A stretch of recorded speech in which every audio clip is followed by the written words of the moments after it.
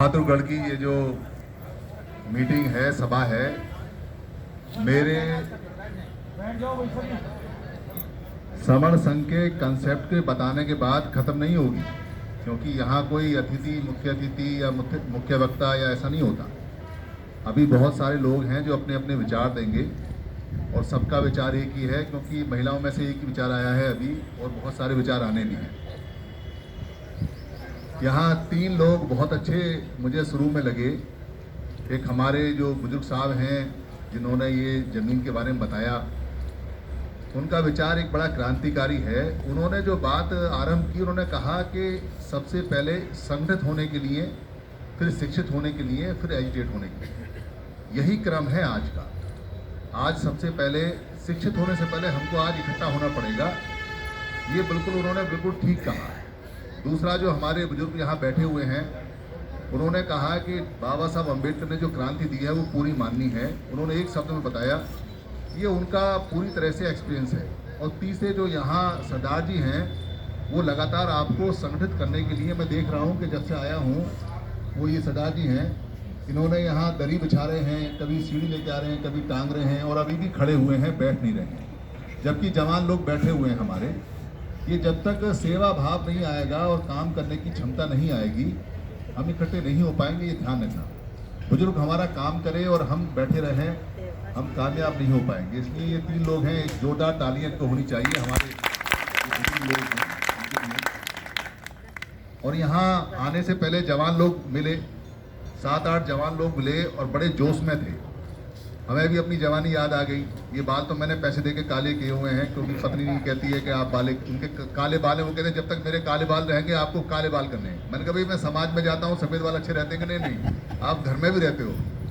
तो हमें जो जवानी याद आ गई कि जवानी में भी हम किसी की नहीं सुनते थे। हम किसी भी संगठन में जाते थे, वहाँ जो पर्चा पकड़ा दिया, जो रसीद पकड़ा दी और जो हमारे दिमाग में डाल दिया, हम उस पर लड़ने और मरने के लिए पूरी तरह से तैयार रहते थे। हम सुनते ही नहीं थे, बस हमारी बात ठीक है जो हमने कह दिया, क्योंकि हमें अपने मास्टर को, अपने आका को, जो हमारा मालिक है, जिसने हमें अपने संगठन में दाखिल किया है, जिसने हमें एडमिशन दिया है, जिसकी हम पर्ची लेके घूम रहे हैं, जिसका विचार लेके घूम रहे हैं, उसको शाम को हम कहते थे, अजी आज वो हमें श्रवण संघ की मीटिंग में गए थे, वहाँ हमें 2-4 बुड्ढे सुड्ढे से मिले, आज हमने उनको धो दिया, आज हमने किसी की नहीं सुनी और बहुत बढ़िया किया। और मालिक भी कहता है बहुत अच्छा किया तुमने, अच्छा धुन दिया। ये श्रवण संघ वाले हमारा पैसा बंद करा रहे हैं, अब देखेंगे जरा इनको हम। तो ये बातें चलती रहती है, मगर उनको हमने समझाने की कोशिश की कि भाई 70 साल में अधिकार चले गए, हम तो जी लिए, मगर आप बच्चे हो हमारे, आपको क्या मिला? जो बाबा साहब लेके आए वो तो सब चला गया, और आप संगठनों से पूछते नहीं। संगठन हमारे ही हैं। उसको कहा भाई आप हमारे बच्चे हो, हम सब एक ही हैं, अलग थोड़ी हैं। तुम्हारे हाथ में जो पर्चा है वो भी हमारा है, जो श्रवण संघ है वो भी हमारा है, हम सब एक ही हैं।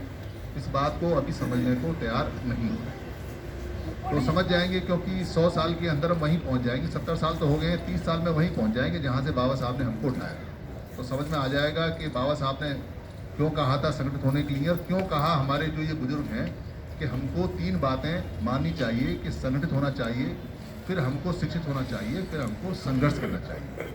संगठित होने का काम सबसे पहले करना चाहिए, और संगठित होने का काम इसलिए भी करना चाहिए क्योंकि हम पहले भी संगठित थे और पहले भी सारे के सारे एक साथ ही थे।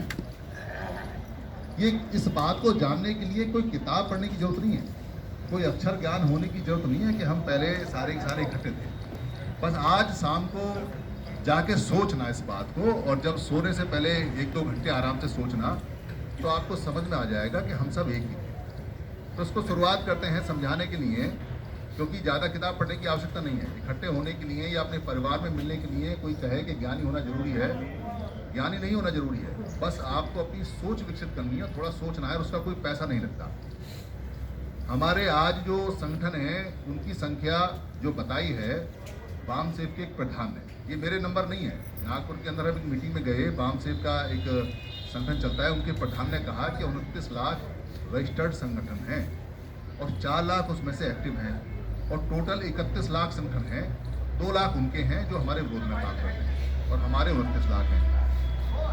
तो आप ध्यान दोगे और सोचोगे, किसी किताब में जाने की जरूरत नहीं है कि ये जो संगठन है, ये संगठन 70 साल पहले नहीं थे। यानी कि जब संविधान बना है, बाबा साहब ने जब संविधान बनाया है, उससे पहले सरकारी कर्मचारी नहीं थे तो सरकारी कर्मचारियों के संगठन नहीं थे, राजनीतिक पार्टियां नहीं थी, राजनीति नहीं थी तो राजनीतिक पार्टियां नहीं थी। जो ये सामाजिक संगठन बने हैं जो हमारे पास आते हैं पर्चियां ले लेकर, उनके संगठन भी नहीं थे, ये भी बाद में बने, 78 में बनने शुरू हुए। और जो हमारे आर्थिक संगठन हैं, जो लोग चला रहे हैं कि पैसे का संगठन है, पैसा इकट्ठा करना है, व्यापार करना है, बिजनेस करना है, वो भी सोच नहीं थी। यानी 70 साल पहले हमारे 29 लाख टुकड़े नहीं थे, क्योंकि 29 लाख संगठन थे ही नहीं। तब संगठन नहीं थे तो टुकड़े भी नहीं थे।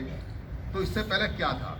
इससे पहले हमारे 6743 टुकड़े थे जो संविधान में लिखे हुए हैं, जिनकी खोज हुई कि भाई कितनी कास्ट हैं और कितनी सब कास्ट हैं, कि कास्ट की हजारों हजारों कास्ट बनी हुई हैं। तो 6743 टुकड़े हमारे थे संविधान के समय। इसका मतलब 70 साल पहले हम 29 लाख टुकड़ों में तो बिल्कुल नहीं थे, तो 6743 में थे। तो वो स्थिति हमारी ज़्यादा अच्छी थी क्योंकि हमारे टुकड़े कम थे। और अगर आप किसी भी किताब को उठाओगे, किसी भी किताब को जो पुरानी या जिसको हम कहते हैं पुराण है या पुरानी किताब है, बेशक वो हमारी नहीं है, हमारी उठा लोगे जो धम्म की है, जो बुद्ध ने लिखी हैं, जो बुद्ध ने बताई हैं, जो बाद में बुद्ध की लिखी हैं, उनमें तो आपको एक भी जाति मिलेगी। मगर उनकी भी अगर किताब आप उठा लोगे तो आपको ताज्जुब होगा कि उसमें भी जाति नहीं है, 6743 जाति नहीं है। और बाबा साहब अम्बेडकर ने बताया कि ये सारी किताबें जो लिखी हैं ये 500 से 600 साल पुरानी हैं, बस इतनी पुरानी है। क्योंकि उससे पहले अक्षर वक्षर इतने ज़्यादा बने नहीं थे, देवनागरी लिपि थी नहीं, वो भी बहुत बाद में आई, और छापे नहीं थे, प्रिंट नहीं थे, कागज नहीं था, तो किताबें कहाँ से आई? तो उसमें भी जाति का जिक्र नहीं है। इसका मतलब 600 साल पहले भी हम लोग 6743 टुकड़ों में नहीं टूटे हुए थे। जब लिखा मिलता नहीं, इतिहास मिलता नहीं, तो पढ़ने की जरूरत नहीं है। आप कोई भी किताब उठा लो और उसमें दिखाओ कि भाई 6743 जाति कहाँ है, आपको मिलेंगी नहीं, क्योंकि 6000। अच्छा, थोड़ा तेज बोलना है। तो 6743 जो जातियां हैं वो किसी भी हालत में आपको किसी किताब में मिलेंगी नहीं। संविधान से पहले कोई किताब में जाति का जिक्र ऐसा है ही नहीं। अच्छा, कोई पुरानी अगर किसी ने कोई धर्म की किताब लिखी है, धर्म की लिखी है, तो उसमें आप जांच लो, उसमें देख लो, उसमें परख लो। और जो कहानी सुनाई जाती हैं, जो कहानी आप सुनते हो, उसमें पूछ लो किसी से कि भाई इसमें बताना कि वो 6743 जाति कहाँ है, वो आपको नहीं मिलेंगी। इसका मतलब हम 600 साल 500 साल पहले तक 6743 टुकड़ों में नहीं थे। तो हम इकट्ठे होते जा रहे हैं ना, 29 लाख टुकड़ों से 6743 में गए और थोड़ा ऊपर 500 में गए तो वो भी गायब हो गई। तब वहाँ 4 वर्ण हुआ करते थे खाली। वर्ण का मतलब होता है पुरानी भाषा में रंग, तो 4 रंग होते थे। तो इसको बोलते थे, जैसे एक श्वेत वर्ण होता है, सफ़ेद वर्ण, जैसे हरित वर्ण होता है, तो वर्ण को वर्ण बोला गया, तो ये रंग होता है। लोहित वर्ण का मतलब है लाल जैसा रंग है, या पीत वर्ण को बोलते हैं कि ये पीला वर्ण है। तो ये वर्ण 4 हुआ करते थे रंगों के आधार पर। मगर हकीकत में रंग 3 थे। 3 इसलिए थे क्योंकि भारत का तो एक ही रंग था, जो समण लोगों का रंग था वो तो एक ही था। उससे पहले अगर हम जाएंगे तो आपको सिर्फ 2 लोग मिलेंगे। 4 वर्ण से पहले अगर ऊपर जाएंगे तो आपको 2 मिलेंगे, और 2 मिलेंगे आपको, एक सम्मण और एक बम्मण। सम्मण का मतलब होता है जैसे सत्कार होता है और दुत्कार होता है। सत्कार का मतलब है अच्छा काम है, और दुत्कार का मतलब है बेकार दुत्कार दिया, दुत्कार दिया, जो कर्म है वो दुत्कार वाला हो गया, दुष्ट हो गया। ऐसे ही सम्मण का मतलब है, मण का मतलब मन होता है, सम्मण का मतलब है अच्छे मन वाला, और बम्मण का मतलब है विपरीत मन वाला। तो ये 2 लोग मिलते हैं बुद्ध से पहले। इन 2 की जो मिक्स ब्रीड बनी, इन दोनों की, क्योंकि जो बाहर से लोग आए थे उनके पास औरतें नहीं थी, औरतें उन्होंने हमारी यहाँ कब्जे में ली हैं। उससे जो औलादें पैदा हुई हैं उनको बोले संकर वर्ण। संकर वर्ण तो आप जानते होंगे, जानवरों में संकर वर्ण की नस्ल होती है, फसलों में संकर वर्ण होती है। 2 फसलों को मिला के एक जो फसल बनाते हैं उसको संकर वर्ण बोलते हैं। तो संकर या संकर वर्ण जो है वो तीसरा वर्ण था, वो तीसरा वर्ण है। मगर बाद में आते आते यहाँ जो वैसे जो बनिए हैं, व्यापारी हैं, उनको भी उन्होंने पैसा दिया, उनको भी एक वर्ण में घोषित कर दिया गया कि वो भी वर्ण है, पहले नहीं होता था। तो 2 खाली लोग हुआ करते थे बुद्ध से पहले, सम्मण और बम्मण। ये जो सम्मण है, सम्मण को प्रैक्टिस में आते आते बोलते बोलते सम्मण का समण हो गया, और बम्मण का प्रैक्टिस में आते, बम्मण माने होता है वम, वम माने होता है कहते वम आ रही है, उल्टी आ रही है, यानी कि जो विपरीत विचारधारा का होता है, विपरीत मन का होता है, उसको कहते हैं ये तो बम्मण है, इसका मन विपरीत है। तो बम्मण को वमन बोलने लगे, वामन बोलने लगे, ब्राह्मण बोलने लगे, ब्राह्मण बोलने लगे, ये नाम उसके चलने लगे। उन्होंने फिर बाद में पाली में आधा रह जोड़ दिया तो उसको ब्राह्मण कहने लगे। और हमारा जो समण था उसको उन्होंने श्रवण कर दिया। और श्रवण करके क्या किया, क्योंकि हमारे लोग सारे अपनी भाषा भूल गए, अपना सिद्धांत भूल गए, अपना ये भूल गए कि हम सब एक परिवार के लोग हैं। तो श्रवण बता दिया कि जी श्रवण का श्रवण हो गया है, और श्रवण का मतलब होता है श्रम करने वाला और मेहनत करने वाला, और मेहनत ही करने वाला होता है और कुछ नहीं।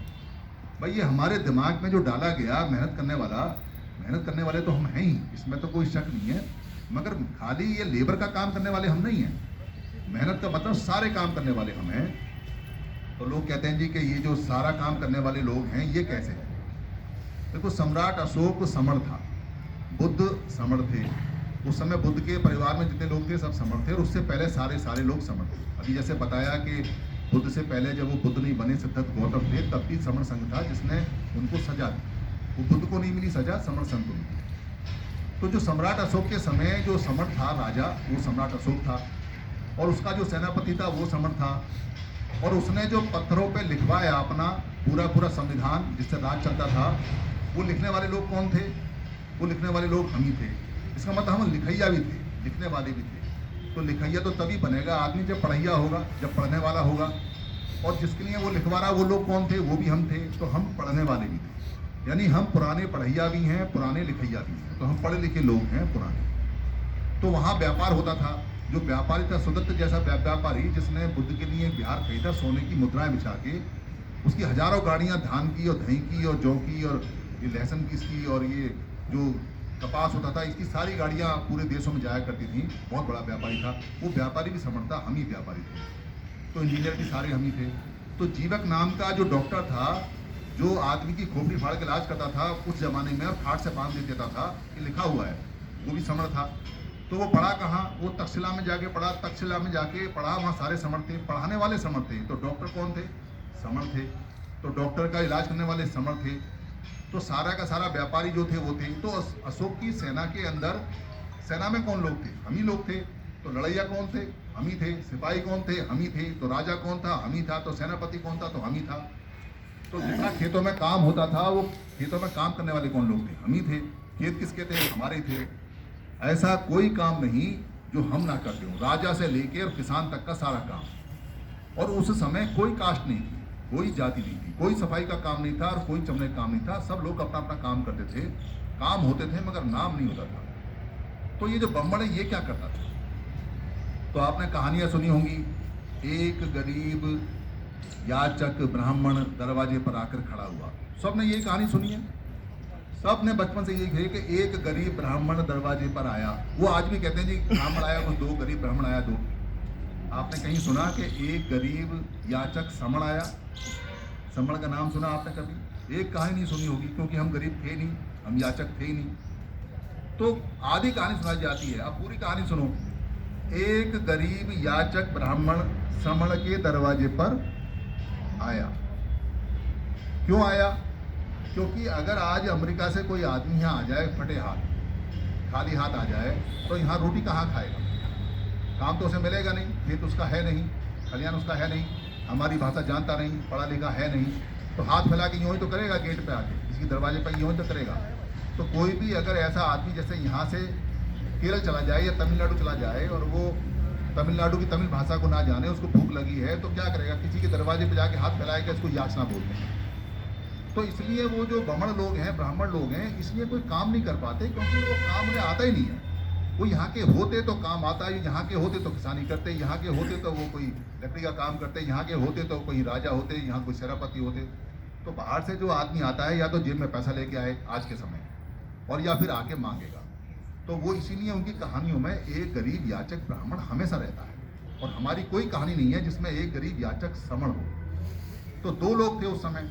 तो ये दो लोग भी एक थे, यानी कि जब तक ब्राह्मण भारत में नहीं था तब तक खाली हम ही लोग थे। और हमारे जो नाम था उस समय समण नहीं था, क्योंकि कोई आदमी अकेला है तो वो अपना नाम क्या देगा? भाई हम, हमारे घर में कोई किराएदार आएगा तभी तो हम कहेंगे कि हम मालिक हैं और ये किराएदार है। अगर हमारे घर में कोई किराएदार है ही नहीं तो हम क्या पागल हैं? हम अपने आप को ये कहते फिरेंगे हम मालिक हैं, हम मालिक हैं, हम मालिक हैं, हम मालिक हैं। दिमाग खराब है हमारा। भाई कोई किराएदार आएगा तब कहेंगे इस किराएदार के हम मालिक हैं, किराया हमको चाहिए। तो समण नाम तब पढ़ा, इसलिए बुद्ध ने अपनी बातों में जितना भी लिखा है वो समणा और बमणा करके लिखते हैं। पाली भाषा में ज़्यादा लोगों को समण से समणा बोलते हैं, बमण से बमणा बोलते हैं। ये दो शब्द वहाँ मिलते हैं और इन दो शब्द की हिस्ट्री है। इसलिए बाबा साहब अम्बेडकर ये कहते हैं कि भारत का इतिहास कुछ नहीं है, समण और बमण के बीच का संघर्ष है। और संघर्ष किस बात का है? संघर्ष इस बात का है कि उनके बच्चों की टट्टी हम उठाएंगे या वो खुद उठाएंगे। संघर्ष इस बात का है कि हमारे बच्चों की टट्टी हम उठाएंगे या वो उठाएंगे। संघर्ष इस बात का है कि हमारे बच्चे जज बनेंगे या उनके बच्चे जज बनेंगे। संघर्ष इस बात का है कि गुलाम कौन बनेगा और मालिक कौन बनेगा। संघर्ष इस बात का है कि खेतों में जो फसल आएगी वो किसके घर में ज़्यादा जाएगी और किसके घर में कम जाएगी। संघर्ष इस बात का है कि पढ़ लिख के अफसर कौन बनेगा और अनपढ़ होकर रिक्शा कौन खींचेगा। संघर्ष इस बात का है कि मजदूरी कौन करेगा और मालिक कौन बनेगा। संघर्ष इस बात का है कि खा पी के मोटा ताजा कौन होगा और जिसको खाने को नहीं मिलेगा बिना खाए मरेगा कौन। संघर्ष इस बात का है कि आपके बच्चों को अस्पताल बढ़िया वाला मिलेगा या सरकारी अस्पताल मिलेगा भी या नहीं मिलेगा, और उनके बच्चों को बढ़िया मिलेगा। संघर्ष किसी भी हालत में जाति का संघर्ष नहीं है। जातियाँ तो बहुत बाद में बनी हैं। बुद्ध के समय जातियाँ नहीं थी। अगर बुद्ध के समय जातियाँ होती तो ये संघर्ष नहीं होता। वहाँ भी संघर्ष था। तो संघर्ष लगातार बदलता रहता है। अभी जातियों का संघर्ष बाबा साहब ने खत्म कर दिया। बाबा साहब ने क्या किया? जातियां खत्म करके पोटली में बांध दी SC ST OBC। और हमको SC ST OBC कहना चाहिए और उन्हें SC ST OBC को बाद में समण कहना चाहिए था, या बहुजन कहते हैं या मूल निवासी कहते हैं, मगर वो बात बनी हुई। उन्होंने वो जातियां फिर खोल के और उसको पिटारे में खोल के और फिर सबको पकड़ा दिया। लोग अपने अपने झंडे लेके जातियों के फिर नेता बन गए, जातियों का फिर संघर्ष होने लगा, तो बात खत्म हो गई। तो इसलिए अगर आप पढ़े लिखे नहीं हो या इतिहास की जानकारी नहीं है या आप हिस्ट्री नहीं जानते हो तो अफसोस मत करना। सिर्फ सोचना जाके कि भाई हमारा कोई माँ बाप है। हम वैसे तो पैदा हवा में हुए नहीं है। हमारा कोई माँ बाप है, फिर उसका कोई माँ बाप है, फिर उसका कोई माँ बाप है, फिर उसका कोई माँ बाप है। अब हम पहुँचते हैं बाबा साहब अम्बेडकर के ज़माने में। अभी तो हम 30 करोड़ हैं, उस समय 6 करोड़ थे।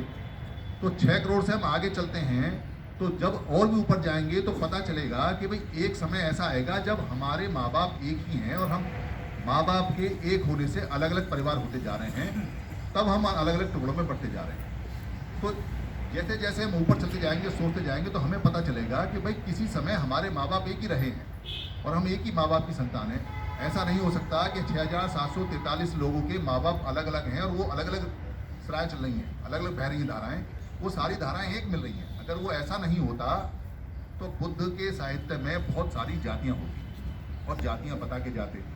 फिर भी कुछ बड़े विद्वान लोग होते हैं जो ब्राह्मणों का लिखा हुआ धम्म पढ़ लेते हैं जो बुद्ध ने लिखा है, और वो हमें बड़े बड़े गर्व से कहते हैं। सुनित भंगी का नाम नहीं सुना आपने? सुनित भंगी, उसमें आता है, जिक्र आता है। देखो जातियाँ तो थी, बस सुनित भंगी आया है तो उसको जाति कहेगा तो वहाँ पूरा झंडा गाड़ देगा कि सिद्ध करेगा कि जातियाँ थी। तो उसको कहते हैं कि भाई थोड़ा ध्यान से पढ़ ले, क्योंकि भंगी शब्द मिलता है तो भंगी जो है वो सबसे पहले बुद्ध है। क्यों है? क्योंकि बुद्ध की जो शिक्षाएं हैं उसमें ये दिखाया हुआ है, और आज भी सिखाते हैं, 200 सेंटर हैं, कि 7वें दिन शरीर के अंदर से राग देश भंग हो जाते हैं, खत्म हो जाते हैं। बुद्ध ने सबसे पहले कहा कि मैंने अपने रागों को खत्म कर दिया है, भंग कर दिया है, देशों को भंग कर दिया है, मोह माया को भंग कर दिया है। अब मैं भंगी हूँ, यानी कि मैं सारे दुखों को जीते जी भंग कर दिया, मैं भंगी हूँ, मुझे भंग ज्ञान प्राप्त हो गया। जिसको भंग ज्ञान प्राप्त हो जाता है उसको भंगी बोलते हैं। उनके जितने भी शिष्य थे सबको भंग ज्ञान प्राप्त हुआ, इसलिए वो सारे भंगी हैं। सुनित नाम का जो व्यक्ति है उसको भी भंग ज्ञान प्राप्त हुआ, इसलिए वो भंगी है। मगर कहते जी नहीं, वो सफाई कर रहा था। एक कहानी बना रखी है झूठी कि एक सुनित नाम का आदमी था, वो पेड़ के पीछे छुप गया, बुद्ध जा रहे थे, बुद्ध को बड़ी करुणा दया आई, उसको बुलाया, उसको कहा कि तू आज से मैं तुझे सिखाता हूँ, तू आज से मेरा चेला हो गया, और सुनित भंगी का उद्धार कर दिया। भाई पुराण पूरे साहित्य में कहीं भी सफाई का कोई काम ही नहीं है। पर सफाई क्या करोगे? कोई सड़क नहीं है वहाँ पे, कोई बिल्डिंग नहीं है, कोई महल नहीं है, कोई दफ्तर नहीं है। हर आदमी अपनी सफाई खुद करता था। यहाँ तक कि बुद्ध ने कभी किसी से पैर नहीं धुलवाए, उन्होंने अपने पैर जीवन भर खुद धोए और सारे भिक्खु अपने धोते थे। जब सफाई का काम ही नहीं है तो सफाई का लोग कहाँ से आ गए? ये सफाई का काम तो थोड़े समय से अब बना है और पूरी दुनिया में बना है। सब लोग अपनी सफाई करते थे, इसलिए सुनित भंगी खाली एक नाम था जो उसने भंग ज्ञान प्राप्त किया, उसको भंगी बोलते थे। बुद्ध ने तो साफ कहा है, भग्य रागो भग्य दोषो भग्य मोहि मुता ते मैं भंगी, तो मैं भंगी। साफ साफ वो कहते हैं। तो एक कहता है अजय उसमें उपाली नाई का जिक्र है, आप उपाली नाई को क्या कहोगे? अरे भैया, नाई उर्दू का शब्द है, उपाली नाई एक पूरा नाम है। वो बाल काटने वाले को वहाँ पे केसहारी बोलते हैं, केस बोलते हैं, केसों को इनको, और हारी बोलते हैं जो उनका हरण करता है। जैसे रोगहारी, डॉक्टर को रोगहारी बोलते हैं, रोगों का हरण करता है, ऐसे जो बालों को हरण कर देता है, काट के ले जाता है, उसको केसहारी बोलते हैं। तो वो केसहारी है। और या केस कप्पन होता है। केस कप्पन का मतलब है कि कोई किसी को जो बाल होते हैं, बालों से का गुच्छा लेके किसी की हवा करे, उसको केस कप्पक बोलते हैं, केस कप्पन बोलते हैं। ये टर्म है। तो वहाँ किसी भी हालत में नाई शब्द नहीं है। उर्दू कहाँ से आ गई? उर्दू तो अपन ही है। तो लोगों को समझ में नहीं आता, क्योंकि हमारे लोगों को ज़्यादा जानकारी तो होती नहीं। जिसने जो सिखाया बहका दिया, मान लिया। इसलिए बुद्ध के पूरे साहित्य में जाति नहीं है। अच्छा, फिर भी वो कहते नहीं जी, आप कहते हो उसमें नाई की है, उसमें भंगी, आप तो गप मार रहे हो। अरे भाई, मैं चलो गप मार रहा हो सकता हूँ भाई, तुम 6743 जातियों में और तो दिखाओ, बाकी जातियों के नाम तो दिखाओ पूरे साहित्य में। मैं मान लूँ कि ये दो बातें हैं, ये गलत हो सकती हैं, तो बाकी तो जातियाँ होंगी। ये इतना बड़ा साहित्य है, इतनी बड़ी किताबें मोटी मोटी लिखी हुई हैं, पूरी पिटारी लिखी हुई है, उसमें कहीं जाति का नाम तो मिले? क्या जी, जाति का नाम तो उसमें है? हाँ, जाति का नाम उसमें आता है। तो बुद्ध कहते हैं जाति दुखा, मरणं दुखा, जो ये व्याधि दुखा, इसका मतलब है कि बीमारी दुख है, जरा दुखा, बुढ़ापा दुख है। जाति माने होता है उत्पन्न होना। कह रहे हैं जी, ये एक ही प्रजाति के, एक ही जाति की नस्ल है। ऐसा बोलते हैं ना कि एक जाति एक प्रजाति के पेड़ हैं सारे। ये जो पैदा चीज़ें होती हैं अपने आप, चाहे वो जीव पैदा हो, चाहे वो पेड़ पौधे पैदा हो या घास हो, उसको पुराने समय में जाति बोलते हैं। जाति माने उत्पत्ति होता है कि जात है। तो कहते हैं ना, हम जात लगाने जा रहे हैं। जात लगाने का मतलब है उत्पन्न करने जा रहे हैं, उत्पत्ति करने जा रहे हैं, राग द्वेष को खत्म करने जा रहे हैं। तो जात शब्द आता है, जाति आता है, मगर जिस तरह से लोगों की जात बताई जाती है वैसा शब्द नहीं आता। ये अभी की पैदाइश है, इसलिए इसमें दिमाग लगाने की आवश्यकता बिल्कुल नहीं है, ना ही किताब पढ़ने की आवश्यकता है। सिर्फ सोच लोगे तो भी रात को ये मान लोगे। और एक कमाल बताता हूँ आपको, जो जाति का ठप्पा आपकी पीठ पे लगाया हुआ है, आप बता नहीं सकते कि इसका मतलब क्या है। आप में से कोई ये नहीं बता सकता कि ये बनी कैसे, और कोई ये नहीं बता सकता कि पहली जाति कब बनी। कोई ये नहीं बता सकता कि जिस जाति को जबरदस्ती ढोके घूम रहे हो उसका इतिहास क्या है। किसी किताब में नहीं मिलेगी आपको, एक पन्ना नहीं मिलेगा। अरे किसी ने बनाई होती तो लिख के जाता, कहीं बनी होती तो इसका इतिहास होता। अरे हवा में चलती है सारी। बाबा साहब अम्बेडकर ने एनालाइजेशन कास्ट के अंदर बताया हुआ है, भाई ये हवा में बनी हुई है। इनको मानते रहोगे तो ये तकड़ी होती रहेंगी, और इनको मानना बंद कर दोगे तो खत्म होगी। तो आज हमने यहाँ बैठ के जाति का सर्वनाश किया। हमने जाति पूरी तरह से आज खत्म की है, क्योंकि समण संघ के अंदर जाति के ऊपर कोई भी बात नहीं होती, ना ही हम जाति की वहाँ स्वीकार करते हैं। कोई अगर जहाँ जाति का नाम भी लेता है तो हम उसको कहते हैं कि ये समण संघी नहीं है। समण बोलो या बम्मण बोलो, ये बताओ समण हो या बम्मण हो। बम्मण हो तो भैया तुम्हारा काम नहीं है, क्योंकि तुम्हारे पास तो सारा प्रॉपर्टी है, सारा पैसा है, सारी एजुकेशन है, पूरा देश है, सारी ज़मीन है, सारी जायदाद है। भाई तुम तो सुखी लोग हो, तुमसे हमारा क्या लेना देना है। हम तो समण के लिए काम कर रहे हैं कि उनके पास कुछ नहीं है तो उनको सब मिल जाएगा। अगर सब कुछ इकट्ठा हो जाए, यानी कि हम सब इकट्ठा हो जाएं तो अधिकार ले सकते हैं। तो कैसे ले सकते हैं? लोग कहते हैं कि इकट्ठे होकर अधिकार कैसे मिलेंगे। लोगों को एक 70 साल से दिमाग में बात डाली हुई है कि भाई इकट्ठे होकर करोगे क्या। लोग सोचते हैं इकट्ठे होकर पार्टी बनाओगे क्या, इकट्ठे होकर चुनाव लड़ोगे क्या, इकट्ठे होकर कोई सामाजिक संगठन बनाओगे क्या, इकट्ठे होकर कोई धार्मिक संगठन बनाओगे क्या, इकट्ठे होकर कुछ दलबल बनाना क्या। तो भाई इकट्ठे होकर कुछ नहीं करना। इकट्ठे होके आपने सिर्फ संविधान को ये बताना है कि हम इकट्ठे हैं। बाबा साहब पूरा इंतजाम करके गए हैं। आपने ना भाला उठाना है, ना लठ उठाना है, ना बंदूक उठानी है, ना गाड़ी पकड़नी है, ना सड़क पे आना है, कुछ नहीं करना है। आपने सिर्फ इकट्ठा होना है, और संविधान तक ये आवाज़ अपने आप पहुंच जाएगी कि आप इकट्ठे हो गए।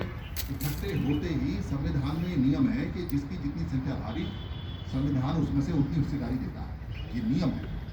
और आप इकट्ठे हो जाओ परमानेंट, तो आपका परमानेंट आपका हिस्सा आपके घर आता रहेगा।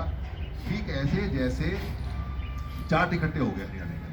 क्या कहते थे वो जो जाटों के नेता हैं, जिनको सर छोटूराम बोलते हैं, अरे जाटो तुम्हें कुजात बोलते हैं, जात रजात कुजात करके बोलते हैं, तुम इकट्ठे हो जाओ, सुजात हो जाओ।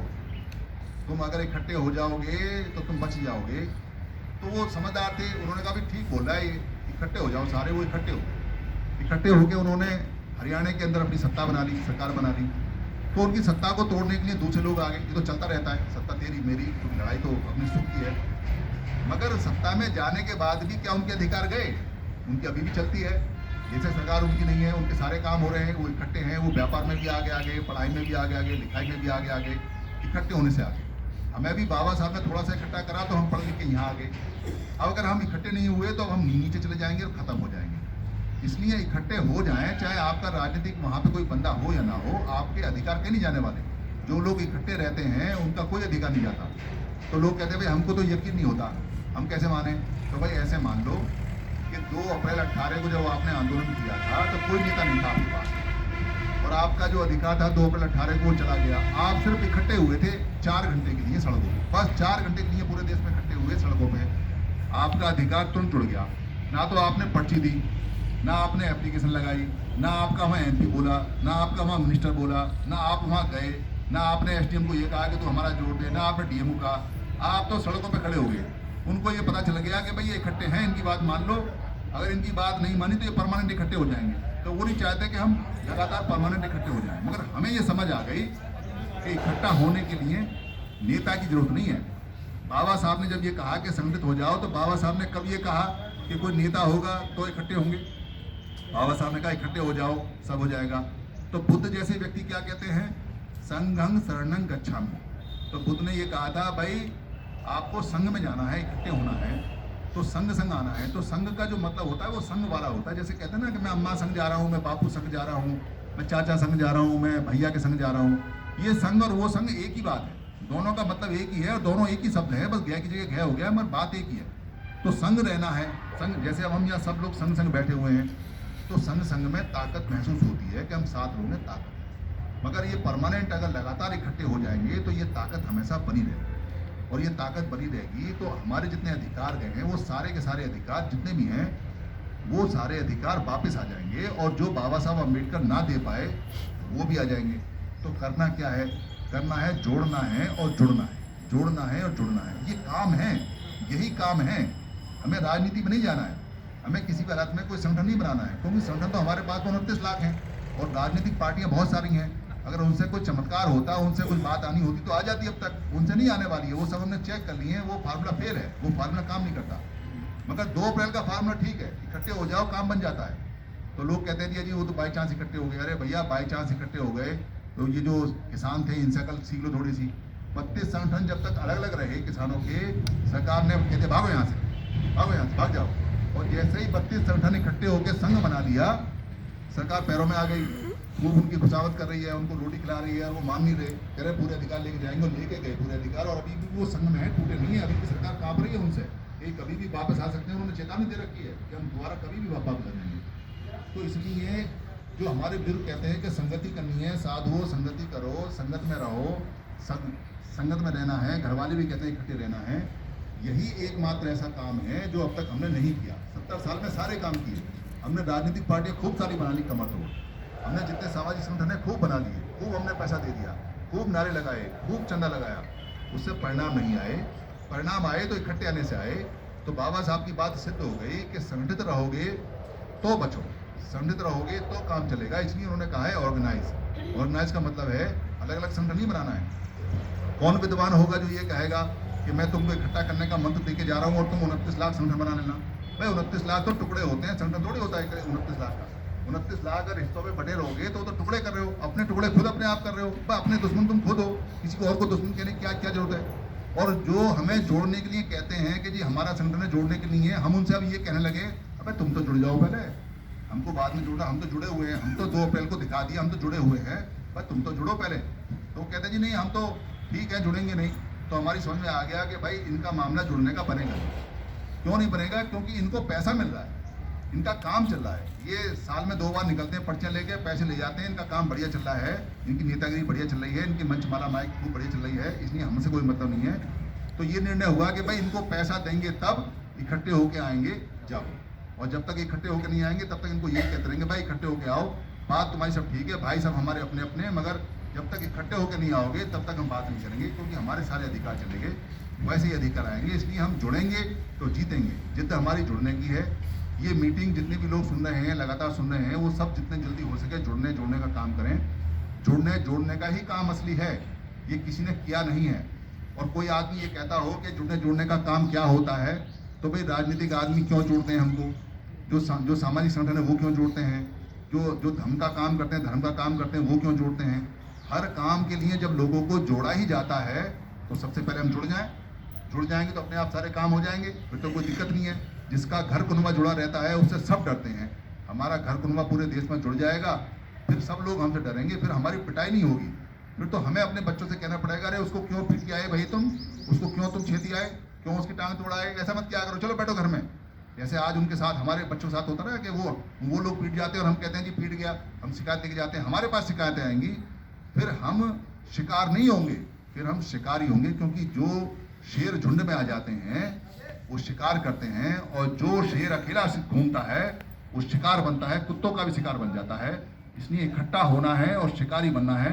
शिकारी बनते ही आपके सारे दुख खत्म।